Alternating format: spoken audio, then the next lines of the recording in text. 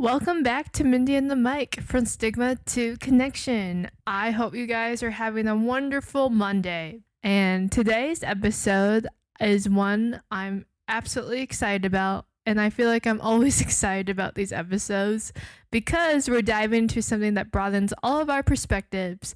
In this episode, I'm joined by Emmanuel from Ghana, Kalyan from Nepal, and Nick from the lovely local Minnesota. Well, technically it's local because I'm in Nebraska right now, but I guess if you're in California or New York or Florida, it's not really that local. I am grateful for these three because I got to know them over this past year. They are all in grad school going for their master's degree in data science, data. I guess there's multiple ways to say that, but in any case, they're here to just talk about with me what it's like to be in America and what it's like to experience the different cultural norms and to experience that America is very different. And I think culturally we're very isolated. And that's what they talked about too, just about they being raised in very collectivism cultures is a lot different than the individualism that America really announces and kind of idolizes too. So I just really appreciate their perspectives. And we just had fun too, talking about what differences there are in America versus their home country. So I hope you enjoy, and I hope that you follow us on Spotify or Apple Podcasts and like this video on YouTube. I'm Mindy, and I have a microphone. So this must be Mindy and the Mic from Stigma to Connection. Let's have a conversation. Welcome to Mindy and the Mic from Stigma to Connection. Today I have three incredible guests with me. I have Emmanuel, Kalyan, and Nick. We have talked to Nick before, but I'm glad that he can join us today again. Fun fact, Emmanuel is actually from Ghana, and Kalyan is from Nepal, and Nick is from Minnesota. And my first question I have today, why did you choose Nebraska to live, or when you came to America? Okay, I'm gonna begin answering this, and the reason why I find myself in Nebraska is because of the opportunity I saw, and so I came here because of education. I had an opportunity here, I had funding here compared to other places I applied to. Nevada, Texas, El Paso, Nebraska, and somehow I find myself here. So largely that's why I'm here, and yeah. Have you been to Nebraska before? No, I actually have never been out of Ghana before. Well, welcome. My first country outside of my home country is the United States. And, transit doesn't really matter. But then, yeah, I went to Netherlands and Amsterdam and then Detroit and then Omaha. But yeah. Nice. Nebraska, Omaha. Well, welcome again. Thank you. And then, Kalyan, how about you? What brought you to Nebraska? The same reason as Emmanuel, I think. Financial reason, of course. This college gave us as an assistantship, which gave for which we didn't have to spend our money for the tuition. So that was the main cause. But I applied to many other universities. So this was the only one which gave me that opportunity. So that was the main thing. Nice. And your major is in what? Data science. Data science. Yeah. Data. Yeah, Yeah. data. I found out that it's pronounced data science. Data, bagel. Nick knows it. Yeah. And then Nick, we kind of talked about why you chose UNO, right? Or Nebraska in general. Mm-hmm. But anything you would like to add? Yeah. So I want Kalyan to, he said he applied to numerous universities. I want him to give a number because I applied to one university. I was living here in Omaha and saw the program at UNO, and I applied to UNO and got in, and that was it. And Kalyan, you applied to? I applied to about 15-20 of them. Wow. Around 10 to 20. On some of those, like I didn't finish the application because I got an assistantship here. But yeah, it was around 15 to 20. And you said you emailed professors looking for assistantships? Yep, all around. I would go to their websites, the college websites, see if I see any professors, I'll just email them. That's it. I have a template for them. I'll just email them. And you know, like Did you use ChatGPT? Yes, some, for Yeah, some of that's them. all. It's okay. Yeah, for I some think- of them. Yeah. also like one thing that makes this a bit like difficult is because for you to apply to one school, I mean, from outside the United States, you must have done a lot of research. Yeah. And so personally, I applied to like 3 schools, but then I had gone through about 500 programs, over 500 programs. Wow. So then imagine how many programs he must have gone through Yeah. to apply to 15 schools. So like that's a lot of work because Yeah. you need to find the right school, and so that's wild. Yeah, plus each Wow. of them had an application fee of like 60, 80, 90, or even $100. So yeah, it was a Check little bit the expensive. program, check to see if the program has funding, Yeah. check to see if the program like has like the real content that you want to pursue. Yeah. It's in line with your career choices. There's a whole lot that goes into it. Was it hard coming to America? Hard coming to America. Like the transition? For me, the transition was not that hard, but the thing that happened after, like adjusting to this environment, the culture changed, the weather changed. That was the hardest. Have you like, ever seen snow before? no, I had seen snow, but I didn't see snow falling before. But here it was falling 10 days non-stop. And one day it was like 3 feet. And I was like, I really didn't. It got to a point I was like, did I come at the wrong time? Because for some time, it was like, this is one of the largest recording snow in the history of Nebraska. This is one of the largest tornado Cold so record many- tornadoes. Yeah, So- wait next year. Yeah. You're like, why did I choose here? Like so many things that happened were like record, like in decades, like record snowfall, record this, record that. I'm like, come on, what's happening? So the weather was hard to get accustomed to. Yeah, it was the hardest for me. Culturally, like people-wise or interacting with Americans, was that hard? We got few very good friends like Nick, Yeah. like Mindy, yeah, like you, Yeah, that's true. yeah, like you all, and so it was not that hard to adjust with our friends, with American friends, but the other things that accompany, like getting to from place A to place B, that was the hardest as well. So having friends in, like making friends in America wasn't that hard? Let's rewind a little bit because I met both of you at orientation, and at this point you've met some people like today. You've met some people like. Tell me about like that first weekend or week here, and just like I remember both of you talking about like culture shock or differences between just how you were like greeted as you moved in. Yeah. Can you just both? I came here, I think, on August 14th, and maybe a week before that, and I stayed with a friend for a week. And during that time, school was not in session, and so I had to go out to see, okay, I'm in the United States. Let's see what's happening here. How do the streets look like? I stepped out, and for close to 15 minutes, I had not seen anyone walk. Yeah. And I'm like, wait, is there a curfew? is there a curfew, or are we under invasion and I don't see anyone around? The stay inside order. Like, is that an order to stay inside? Yeah. And I realized that, wow, okay, that is one of the first things that I was shocked with, that you don't see people walking. Like, it sounds ridiculous, but No, then yeah. you don't see people walking. Everyone like are in cars. Yeah, everyone is in car. And Yeah. I walked like for 15 minutes strolling around, and I didn't see anyone walking. Yeah.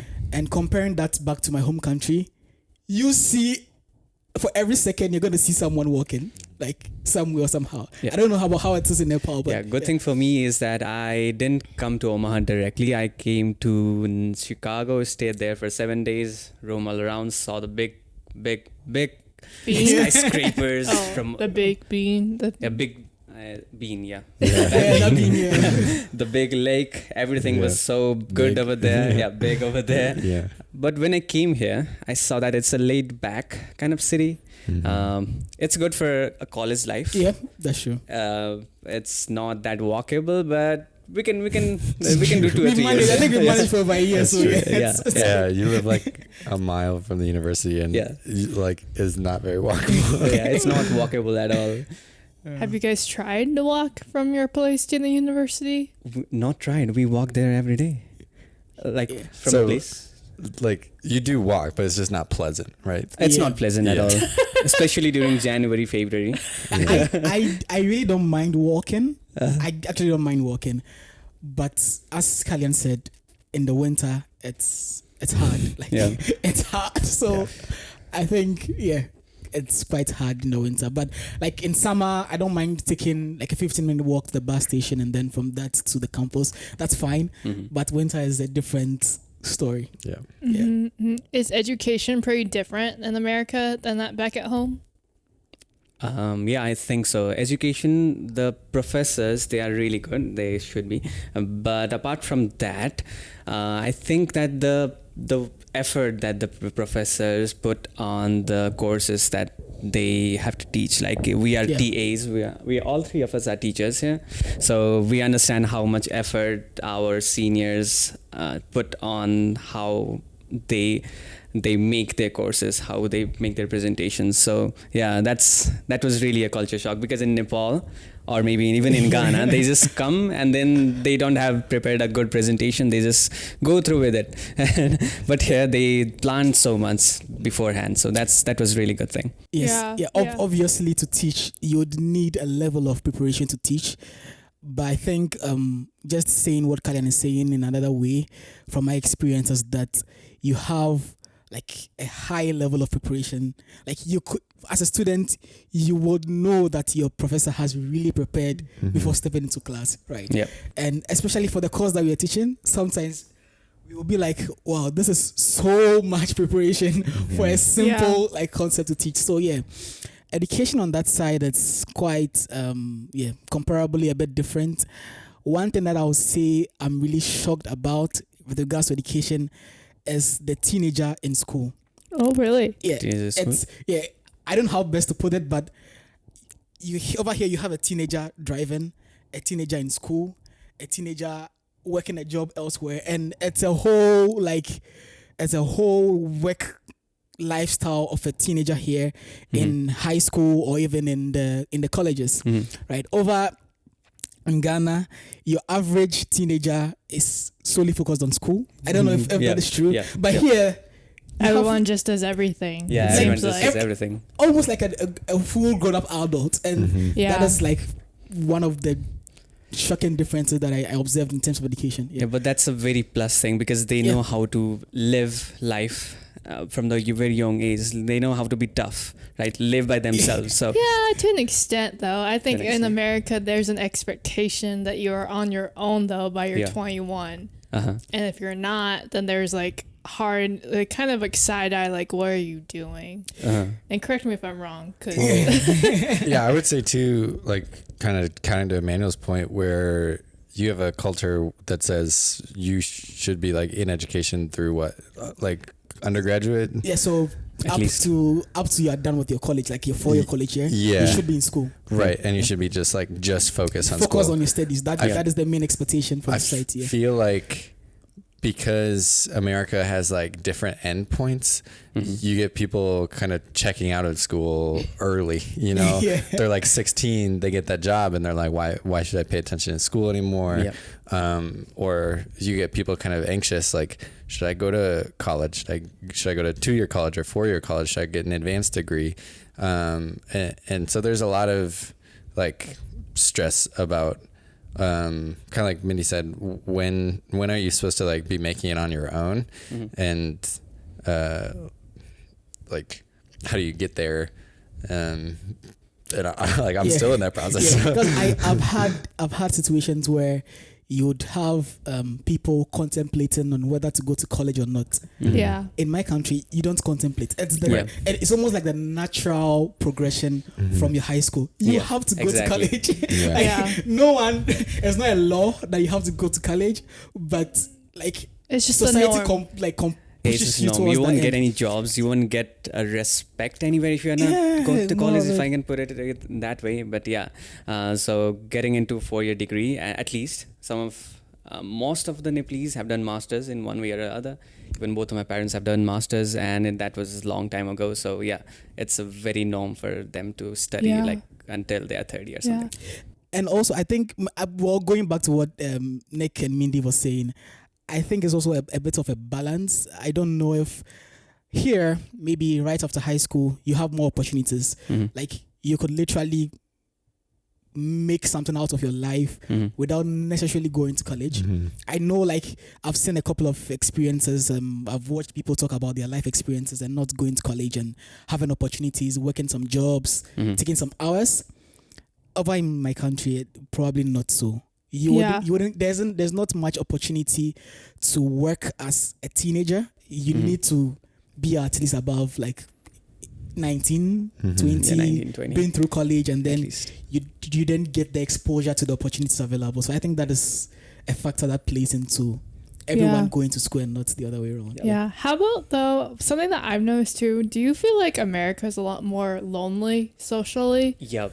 And maybe you can share your story. Your story? Okay, so I think to kind of set the scene, like I remember going to orientation for our master's program and like showing up and thinking, wow, there's all these people like moving to America for school. They probably need some help getting connected. And then I got there and it seemed like, I mean, you're from Nepal. There was like a group of Nepalese students, and Emmanuel, you had like connections from African students, and like a number of Indian students seemed connected, and I felt like, wait a second, like I'm the one that needs connection. Like these people already have all of it, and so it was kind of this shock. And I remember talking to so many people at orientation, like, do you feel like this is a more isolated country? And all of them were like, yes, like back home, we feel so connected. We can always like find someone who we know or who knows somebody we know. And that just helps with like your kind of like societal or cultural belonging. And so, yeah, like Mindy's saying, do you want to talk about kind of loneliness that you've experienced or just like observed? observations? Yeah. Like maybe you guys don't feel lonely. I don't want to speak for you guys being in America, but just like I've been around like you guys and some of our other friends have made comments about it too. Yeah, from my 15 years of experience living here, this is much more individualistic kind of country. People live here alone. They stride towards something alone. They are in their career alone. They can move to any other places alone and live there. But in Nepal, at least, and it's not the case. They live with their family. They live with their friends if they live nearby, and then everything happens with some kind of group, right? And they don't eat alone. If they eat alone, then they think that there's something wrong. So it's totally different here, but I understand why it is so, and why it's built up that way. And I feel that sometimes I feel lonely, but I have some friends from Nepal who have the same kind of culture how I grew up with, and they understand that thing. So we always meet up, and maybe it is the same for Ghana people as well. So before I talk about my loneliness, I would speak about my observations as well. One of the things that I found hard to accept was that you can literally live in an apartment and never see your next door neighbor for 3 or 4 years. Yeah. That there is no way that is happening in Ghana. In Ghana, like in a community. I mean, now we have like people building estates, and that is modeled after the American culture. But traditionally, even if you are not on talking terms with your neighbor, if you are fighting with your neighbor, if you have like arguments with your neighbor, you don't like each other, you are definitely going to see them. You are definitely going to see their kids. You're definitely going to you may not be on good terms with your neighbor, but your kids would be on good terms. So there is that community, that's bonding, and even if you meet strangers elsewhere, you greet them as the norm, and like that sense of belonging, it's always there in the community. Yeah, there's one thing that maybe the Ghanaians watching would relate to. We have something we call compound houses. So the term is a compound house. So just as you have apartments, we have renters who build houses in a circular manner. So you have one apartment, and then the apartments continue in a circular manner. And so you have a shared compound in the middle of the apartment. So every day if you come out, you're going to see someone. You can hear someone speak outside. And once you come out of your door and another person comes out of their door, because it's a circular kind of build of the apartment, you see each other, right? It forces you to see each It other. forces you to see each other. I don't know the historical intuition behind that build, but the sense of belonging is there, and it's even structured in the way the apartments, some apartments are designed, and so it was a real shocker for me to see how individualistic, again, as in Kalyan's word, how like you find a lot of people live over here, but. Yeah, everything has its pros and cons, so I guess it is what it is. Yeah, it's crazy because I feel like here it's kind of like it's not the norm to say hi to people on the street. It's not the norm to say hi to your neighbors. Like you have to I have a keep funny to story yourself. with that. When I came here, I don't ride, and so I take the bus. And so at the bus station on my first 2 weeks, I go there and I greet everybody. Hi, hello, good morning. Hi, hello, and they're like, who is this guy? Like, where are you from? Do I know you somewhere? Yeah. But back home, not greeting someone is disrespectful. Right. But here, not greeting someone is actually you respecting their space. Yeah. So that is like, it's not a bad thing, but if you understand the two different cultures, you easily adapt. And so henceforth, I only greet people when they give me like a good Eye facial contact, expression to just greet them. Yeah. In my culture, it's a little bit different. Like we don't greet everyone we see in the streets, but we acknowledge that they are there. Yeah. We don't talk with everyone we see, but we acknowledge they are there. And then if we know someone, then we greet, obviously. Over here, sometimes even if we see someone that we know, we just go by them. Like they are wearing headphones, we are wearing headphones. We don't see their faces like we see other places. Yeah. So that's a totally different thing. A little bit culture shock for me. Yeah. And like, I don't know if like the examples that like we are both teaching assistants and we obviously interact with a lot of students during our roles. But one interesting thing is that when you meet someone outside your working environment, they literally don't know you. Yeah, they don't like, remember me. It's so we funny. Talked 15 minutes yesterday. How did you remember me today? So I think that is like one of the things that is surprising. Yeah. It's like, well, I knew you in your work environment, but outside your work environment, I don't know you, and it's strange. and it's really not about wanting to be friends, but just acknowledging that we've had contact before, we've seen each other before, but it's quite different. Yeah. How about you? What's something you've learned from Emmanuel and Kalyan just about friendship and socialization? Yeah, I would say connecting with some of the international students that are in my program, seeing different ways that people like organize social time has been pretty interesting, because kind of the American way of doing it is like, hey, do you want to hang out? And then you like schedule it, you know, you get your calendar out and you they're go laughing. They're like, we don't know what that means. you go like, hey, I'm free like maybe like next Wednesday at like 8 a.m. for coffee, you know? What do you mean by that? And exactly for 60 minutes and nothing more. And if you go more than that, then you're disrespecting their time, or they have somewhere to be. And then maybe the next time you'll see them will be like 2 weeks from then.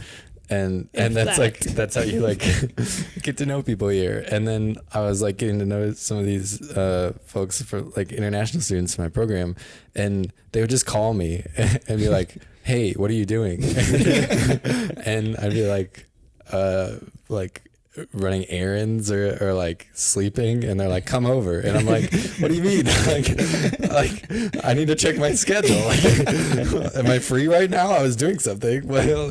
But it seems like the more I've gotten to know people, the more they have kind of expectation, or like they're used to just saying like, oh, if we want to do something, we could ask somebody like right now and see if they're free or not. So I haven't had a ton of the experience with both of you, especially because I've done like scheduled stuff. I'm like, I better schedule some stuff. So I'm like, when do you guys want to go like play soccer, or like go like try the best like chicken place I know? But how has your experience been with like some of those scheduling. Yeah, I think the spontaneity that we had back in our homes, that's not here. That we have to schedule things very before.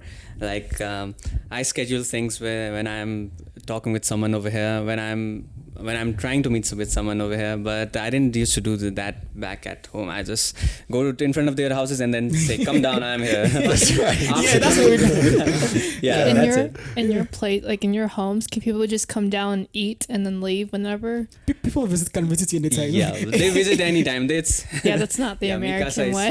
Yeah. If there's food, you eat. If there's no food, well, you came at the wrong time, but they would always visit. Yeah. Yeah, Mindy and I observed that. We were at a friend's house and they had somebody come over, eat the meal with them, and then leave They just immediately left. after. And we were like, hold on. And then they were like, "You can do that," and our friends were like, "Yeah." and it almost seemed like preferred, like, oh, like that was convenient for them. We ate the meal together. It was nice, and then they're busy, so they can leave. You know, Yeah, we wanted them to do that. So yeah, come to our house, have some meal with us. Then Then once you're free to Yeah, leave. you're You're, free to leave, yeah. you're not like trapped here. Yeah. You could even have friends who would call you that. It's like, do you have food at home? Has mom cooked Yeah. something? And you're like, Yeah. they come eat. Yeah, I don't want to make a meal today. Yeah, Yeah, come to your home. It's just Man, yeah. I wish I had more of that. They don't give you a heads up or anything. Well, they call you, right? And they say, "Hey, do you have something in the in the oven?" It is very spontaneous. It could be like they're in your neighborhood. They didn't inform you before getting to the neighborhood. It's like, "Hello, Emmanuel, are you home?" "Yeah, I'm home." "What are you doing now?" "I'm sleeping." "Okay, I'm coming." Even if you give them I'm busy with something, Yo, they're like still. The minimum requirement is that you have to be home. Once Yeah. you are home, they can come go. over. Yeah. And even it even gets extreme where like your friends are very comfortable with your family, Yeah. your Yeah, anchor yeah. family. They visit home when you are not home. Like they don't need you to be home to have conversations with your So parents. you can just walk home and then they're there chilling. yes. And I think if you would pay much more attention to like the words some of these international students use. They use brother, like they say brother Yeah. for a friend, brother for anything. That literally means like that kind of person can just walk to their home and Oh yeah. yeah. That's That's interesting. not the American way. One funny thing as well is also even for businesses, right? Even going outside the scope of friends, you have to schedule appointments for your barber, for like so many things. You need an appointment. You gotta sign up online, right? Online. Yeah, there's no walk-ins. Yeah, come tomorrow. There's a waiting list, or we're booked. Yeah. That's not in your country. You No, can just no, walk no. in. You just Yeah, walk- everything you is walking in. I think. Most things are walking. Yeah, I don't most remember things. That's probably scheduling really anything nice. anywhere. Most things are walking. Yeah. Unless perhaps you're doing official government, like official like Sure. Yeah. Stuff. Government processes. Yeah, but Do you then, guys like- sell planners in your country? Are there? Do you keep calendars and? Oh yeah, Yes, calendars. we We have have calendars, use calendars, calendars. but it's only for to see which day. Which it day is. it is. but it's 2035 in your country, isn't it? Oh, it's 2081 in my country. So we are like, how many years is it forward? I'm good at math, but I'm not good at mental math. Yeah, 77? yeah maybe. No, not 67? 67. Right? 67. What's 81 minus 25? When you 57? Yeah, Am I- 56. when you call We're home, getting do you there. say like it's me from the past? Oh yeah, I should. Yeah, I'm trying to. Yeah, but no, Tell you- that blew my mind. You were the first person I met whose country was on a different calendar. I didn't even know that was a thing. Oh yeah. We have different names for the months as well. Wow. Baisakh, Jait, Asar, Shawan, and that's January, February, March, and April for English. So yeah, we're in different calendar. I don't know why that is, but yeah. We are in the same calendar. Same calendar. Same Same year. year, Yeah. same Yeah. time. Yeah, you're not a time traveler No, then. not- I'm not the same time. Yeah. Probably only not the same difference time. It's probably it's different times, Yeah, but it's 11 hours 45 minutes before. Or, yeah. Ahead. So Yeah, it's it's you're somewhere ahead. on the yeah, other yeah. We are ahead, I think. yeah. Do you Oh, guys they are get to ahead. call home often? Every Sunday, Every Sunday. Every Sunday. my mom has made it a mandatory tax for me. Yeah. Call home Sunday. Yeah. No option. You have to right. call. I call home every single day. every Wow. single day. Really? I miss like once every That fortnight. is so but much that's better. it. I feel like that's so much better than Americans in general. Yeah, I call Every them day, every every day, day, and wow. if I miss a day, then they'll ask my friends what's happening. Yeah, he has not called us. Yeah. What happened? Are your friends in America or are they? Nepalese friends. Okay. Yeah, Nepalese friends. That's who they're asking. Your Nepalese friends. Yeah. So they're not Nepalese asking your Yeah. friends at home. No, Like, no, yeah. No, not Yeah. really. Yeah. For me, so Sundays I get to have a long talk sessions. Like this past Sunday, I spoke to my mom for about 2.5 hours. Oh my God. 2.5 And hours. she walked me through a recipe. I was feeling lazy to cook one of our traditional meals. And then she made me do that immediately Yeah. on the call. and so yeah. Get out but the pot. I get a pot, and then I was just needing some dough. will your and mom see this? I want to meet her. I'm gonna share this with her. Yeah. Yeah. But during the weekdays, unless there's something funny, my brothers would share something with me. I'll watch, and and also when we have soccer games, two of my brothers are Barcelona fans. I'm a Manchester United fan, but Arsenal, boo! I'm a Manchester United fan, but I support Real Madrid, and so I am always against the Barca fans. So if one of our teams perform poorly, we definitely have to talk about it during the week. Yeah. And for me, we're talking about the conversation with my parents. I talk with them like 10 minutes a day. Okay. Sometimes it's less. I remember one time I just talked with them about if are you good? Yes, I'm good. Are you good? Yes, I'm good. Okay, did you eat? Yes, I ate. Did you eat? Yes, I ate. What time is it? It's 10 a.m. What time is it here? It's 11 p.m. Okay, bye. Yeah, that's it. all. That's it. That's all. was But a I have to conversation. talk every single day. Yeah. Yeah. There are some days that there's nothing really to talk Yeah, about. nothing new. But just maintaining that. What's new still, from yesterday to today? Nothing new. I think it's super healthy that you guys are in healthy, constant communication with your Yep. family. Yeah. And Yep, you I make it think as a that's- priority too. Because I feel like that's sometimes people don't do that. Yeah. People can, like, you guys are talking about like you're individuals in America, and we like move as individuals, or we like Oh yeah. like live as individuals, and sometimes like the thought creeps into the American mind of like, do I call? Like, do I stay connected, or is this my new life and I leave that behind? So yeah. People like barely call, I feel like. At least some of my friends and family would rather text than call too. Yeah, that was one of our culture shock. Yeah. They don't call at all. If there's someone calls, then it's emergency. Yeah, that's true. Yeah, like 90% of my calls are scams calls from somewhere around like California, Texas, all around. Now I don't even. Do you answer them now? I used to, but now I don't. I don't even answer if it's from Omaha, like 402. Okay, Yeah. this must be a scam call. Scam call. Yeah, they will definitely text me before they call me now. Yeah. Yeah. That's really interesting. Yeah. So, what's one thing that you really love about Nebraska and just love being here? For me, I feel that my network, like of American friends, of international friends, as well as Nepalese friends, that's really strong, and I love that. I love that thing about Nebraska. And apart from that, I feel that this is a really laid back kind of Culture, environment over yeah. here, culturally as well, and and it's convenient as well. Like we live near Walmart, Yeah. Target, Aldi, Asian, Nebraska Furniture Mart, if that counts, but but everything is so convenient. I walk to Walmart like once a week to see if there's something that I have to buy, and so I can carry things from there to here, my place, and so the convenience thing is also really a plus. And yeah, sometimes weather is good, and it's really Yeah, sometimes. Sometimes yeah. it's not, but sometimes it is. yeah, like today it's one thing, the skies in Nebraska, it's always clear. Yeah. It's always clear. That's the biggest plus point for me. So that thing. Yeah, I think I share like a lot of the experiences and what he's noticed.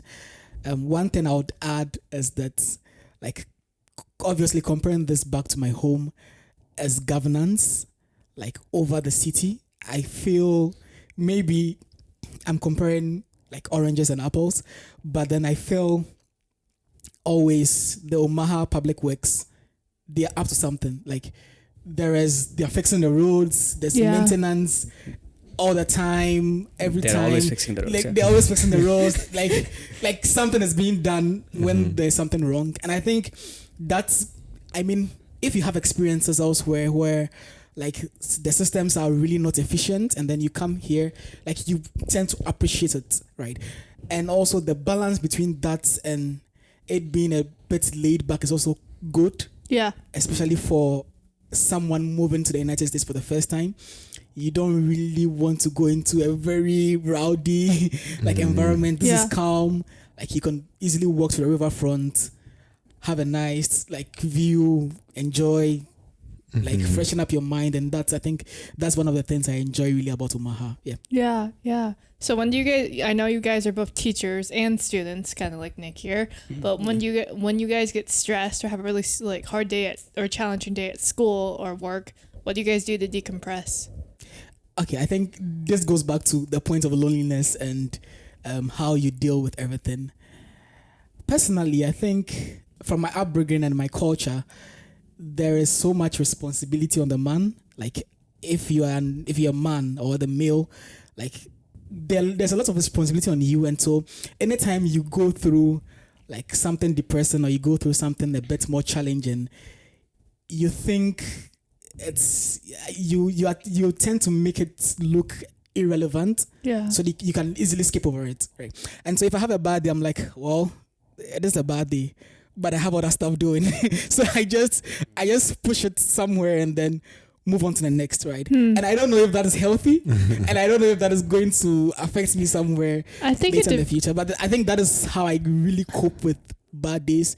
Just ignoring that and then just moving over it. Simple as that. Sure. So you talked about responsibility. Is that like, so you have the challenge and you kind of accept the challenge and you go through it and it's done, or you like ignore it and say like, I'm kind of going to ignore the stress, maybe figure it out, and then like, but then it builds up. Yeah. So it's more of like personally, I don't know about Kalyan, but like being here, especially in the United States, you have a lot of expectations on yourself. Like you really want to do well. And so at every point in time, there's a lot to be done. So I think I personally tend to look further into the future and almost always not dwell on present stuff. Obviously, if you have some really, really bad days, like you bombed an interview, the interview was horrible. Like you went on a coding test. Like I'm going to share one of my experiences, like coming here and realizing that even for entry roles, like there's a lot of demand, there's a lot of expectation. You cannot just like have coursework. Yeah, and you I'm in a degree program. And get by. Yeah. There's a lot of expectation There's from an you. expectation, internship. Yeah, and so I had an interview where that was my first time that I was like coding live, Oh yeah. and it was horrible. I froze. Oh no. Even to now, sometimes I get flashbacks from Yeah. that. And so like the expectation is so high, and on that day is like I just sleep it off. Try to eat, take a warm shower, cold shower, which one works that day, and just sleep. Yeah, I don't really do anything, like I don't really have any strategy targeted at solving such issues. I really just tend to look towards the future and then like ignore the present. Yeah. One more question for me before we get to Kelly, because you've probably got a different perspective. But Emmanuel, have you ever felt like some of those bad days build up, or is it pretty manageable to like just have them like happen and then they're left behind? No, I think they build up to some extent, right? And I can only talk from my personal experience, and so going through like literally my experience in the United States, going through a couple of failed interviews, like you get to a point where you begin to question if you are really cut out for this particular field, the data science industry. I'm like, okay, well, I was doing very good in Ghana in my previous work, and my colleagues would testify to that. But I come here and then I'm trying my best and it's just not working. And so it gets to a point where it builds up and you begin to doubt if you really have that potential to exceed in this field, right? And so it's yeah, and I think that's what so it builds up, and then I'm like, you guys well, can have it a is support group. Yeah, sure. yeah. So I think that's where it builds up. But then again, I always like to look forward to more opportunities, and then that kind of balances it out. I feel like Kalyan, that's I a don't know healthy why. thing to do coming from a therapist. I mean, it's not like you're suppressing it, but you're finding the positives, and it sounds like you're learning from what you've experienced, the positives and the negatives too. Yeah, Mhm. and understanding that we're part of a program that's going to keep building our skill set Yep. and keep building our experiences. So, and as we go through those failures, we're learning from those too. So we bomb interviews or realize that, wow, I'm not good at live coding, Yeah. or they expect these skills and I've never even heard of that thing before. But then after that happens, you're like, oh, now I know. And all of us still have school left. So I don't think any of us are really in a point where, like, I think we all realize, wow, this is competitive. Sometimes I don't know if I'm cut out for this. And then we keep going, and then we're like, oh, I just learned a whole lot in the last month. Like in the last week, like I've learned like so many new skills, and man, I bet I could go back to an interview like the one I just missed And then do differently. Yeah. And then, Kalyan, how do you deal with hard days? For me, I sleep. Yeah, I sleep it out. So Nice. that How yeah. much? Tell us, A lot. quantify that. Sleep works. Yeah, sleep works for me because even back in Nepal, I used to have, if I had some really bad days, I used to sleep it out, and I didn't really have any experience of very bad days after coming here in the US. But on normal, like if I'm sad, if I'm tired, I just try to take a rest, maybe play some games, maybe call my parents out there, call my friends. But mostly I just take rest just out of it. And I have a really good thing that I don't really dwell on it for a long time, dwell on things that I don't have to dwell on. So yeah, that really works for me. And yeah, I sleep. For me, it's quite a bit the opposite. Uh-huh. I think, like, in my mind, I think I'm not dwelling on it, but I don't know if there's a theory behind this. Subconsciously, I think I've been dwelling on it for so long, because sometimes I'm walking in the streets and then, like, the experience just pops up in my mind and then my mood changes. So I think, in a way, I don't know if my alter ego or my spirit animal keeps bringing those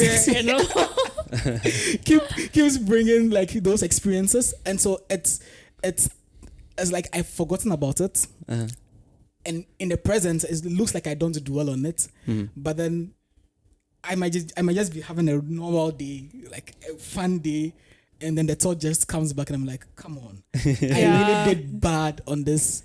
On this assessment, I really did bad on that. So I can fact check this later, but your brain is always processing something. So your conscious is always focusing on like what's going on, what are you saying right now, but your subconscious is always taking data of what you've done in the past, and sometimes that's why you have those intrusive thoughts come it's up. always running. Yeah. So for better or for worse, sometimes it's helpful because you're like, oh, that's what I need to do next, something that you may have forgotten. Or sometimes your brain picks up random moments of nostalgia of like, oh, I remember when that was like super fun. Yeah, and going back to even what Kalyan was saying about like reaching out to people, like calling friends and all that, I am quite the opposite of that. Like anytime I'm going through something bad, I just try to lock in like mentally, and then just try to deal with stuff on my own. Yeah. Like I really don't want anybody. I don't know how to put this, but like I really want to solve the issue on my own, and get it out done. But I find that sometimes when I talk to people, it relieves me. It doesn't solve the problem, but it relieves me of certain it's like emotional tensions. support. Yeah. Yeah, and that's like like a personality thing too, whether you want to work through with someone or whether you want to work through it by yourself. And like I'm an external processor, so it helps if I just talk it out with someone. They don't really have to respond. But some people just really like to be by themselves too and work out the problem. That's okay. I feel, I don't know, but I don't know if it's my mentality and that is very wrong, but I feel I don't need too much pity. Like sometimes I feel like when I'm speaking to someone talking about my issues, it's like I'm begging them to you don't need pity. to be pitiful towards my issue. Yeah. And so that is one of the things that kind of keeps me away from like really sharing with people. Yeah. I don't want them to be sad about. I'm already sad about myself. Spread positivity, not negativity.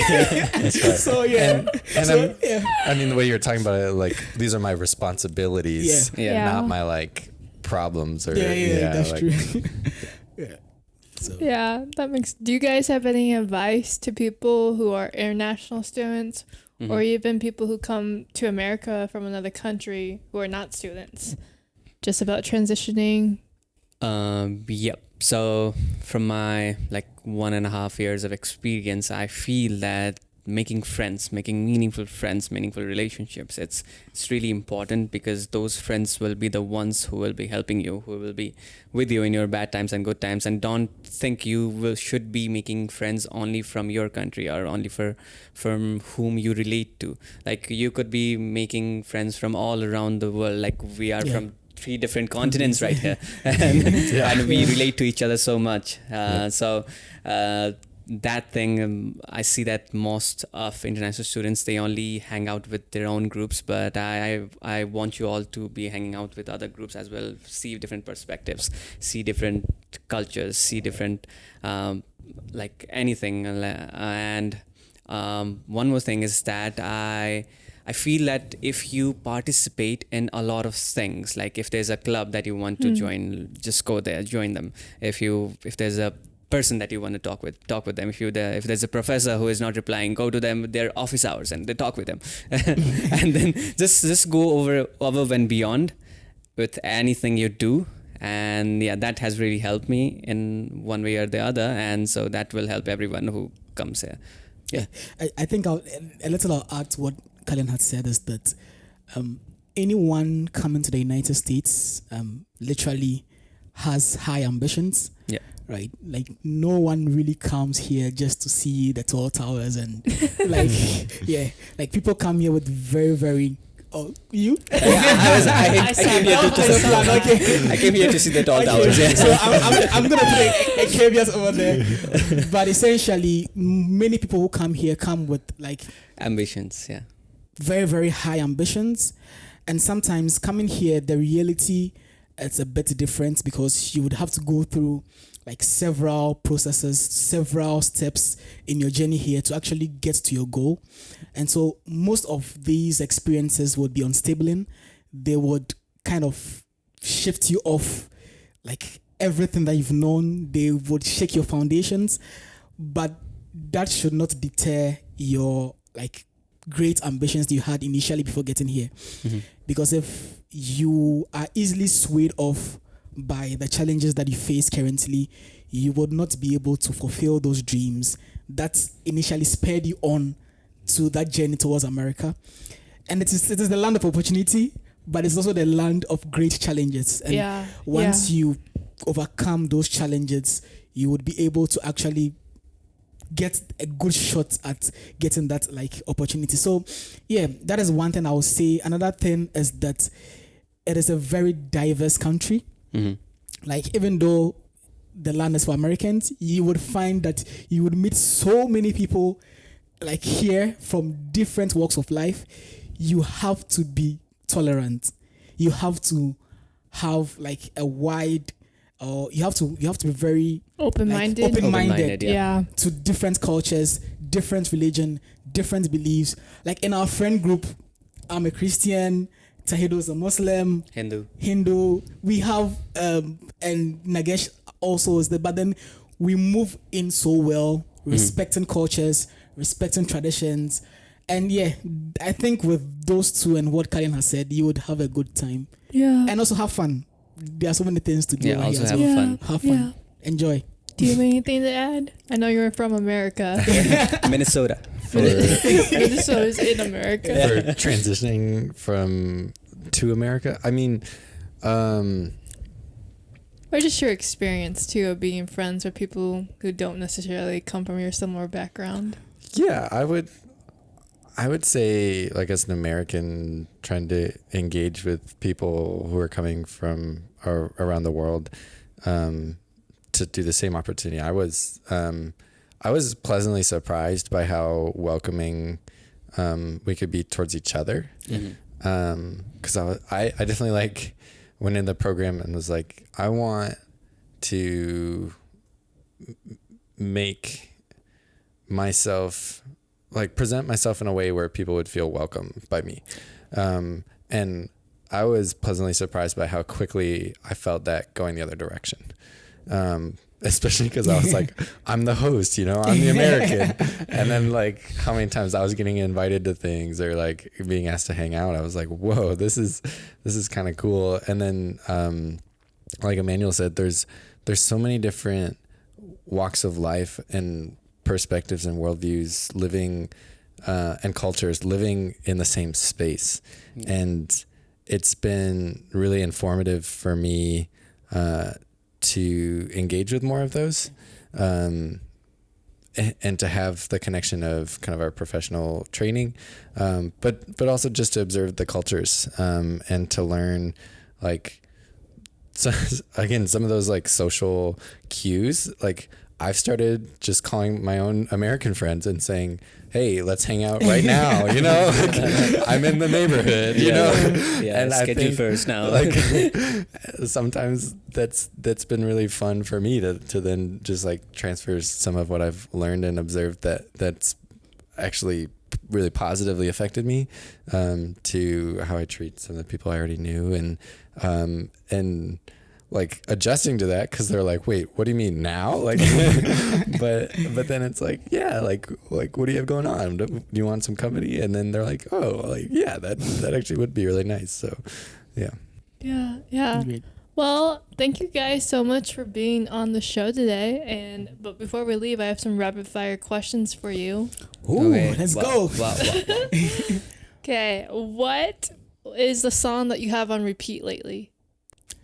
Drake, Fair Trade.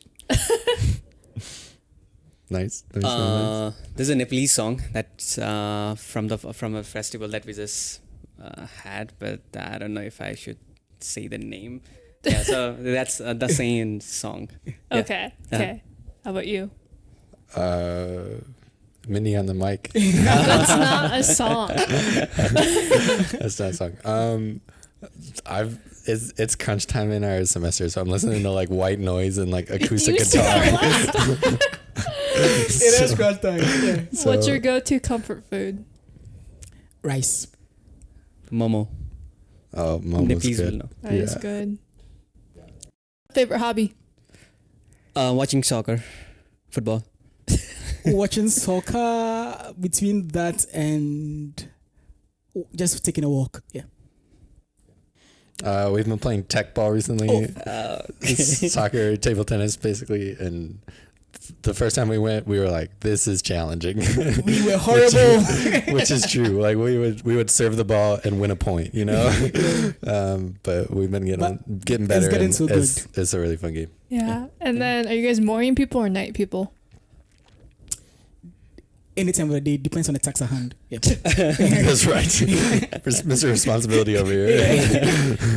I'm a deep night people. I sleep normally at like 2. What? Yeah, 2. 1:30 to 2 is my normal time. So And you wake up at I leave my house at 9 a.m. in the morning and I wake up at 8:45. So 15 minutes before. Jeez. That's enough time to get ready. Yeah. It's in the same Okay. afternoon. Yeah.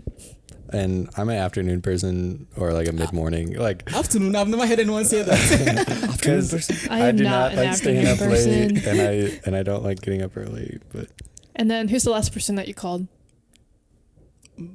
Nick. okay, but like before me calling you to pick you up. No, technically My it mom. counts. My mom. Your Yeah. mom? Yeah. My friend from Nepal, I think. Yeah. Yeah. Me? That's a great question. I don't know. Just say me. Maybe the Chinese place. Oh, that you picked up food? for takeout. Okay. Well, thank you guys so much for being on Mindy and the Mic. I do appreciate it. It's cool. Thank you. Thank you. for Thank having you for us. having us here. Yeah.